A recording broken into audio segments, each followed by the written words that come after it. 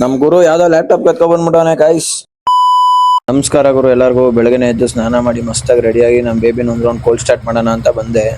Cold start ಮಾಡಿದ್ಮೇಲೆ ನಮ್ಮ ಮನೇಲಿ ನನಗೋಸ್ಕರ ಸತ್ತಿರೋ ಕೋಳಿ ಸಾಂಬಾರ್ ಮತ್ತೆ ದೋಸೆ ಕೊಟ್ಟರು. ಚೆನ್ನಾಗಿ ಬಾರಿಸ್ದೆ.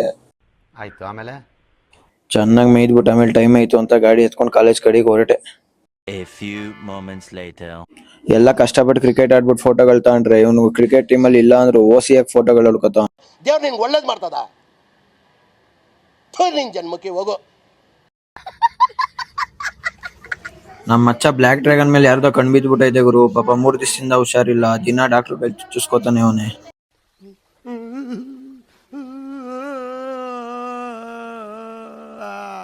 ನಮ್ ಗುರು ಎಲ್ಲೋ ಬಾಡಿಗೆಗೆ ಲ್ಯಾಪ್ಟಾಪ್ ತಂದ್ಬಿಟ್ಟು ಪೋಸ್ಟ್ ಕೊಡ್ತವನೆ ಎಲ್ಲಾರ್ಗು, ನಂದೇ ಲ್ಯಾಪ್ಟಾಪ್ ಅಂತ.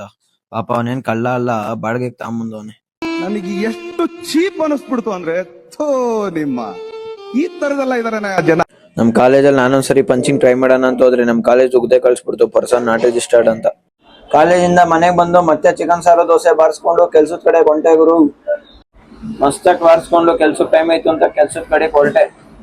ಇಲ್ಲಿ ಬಂದ್ ನೋಡ್ರಿ ನಮ್ ಕುಶಾಲ ಏರ್ ಫಾಲ್ ಜಾಸ್ತಿ ಐತೈತೆ ಅಂತ ಬಸ್ ಕಟಿಂಗ್ ಮಾಡಿಸ್ಬಿಟ್ಟು ಅವ್ನು ನೋಡ್ರಿ.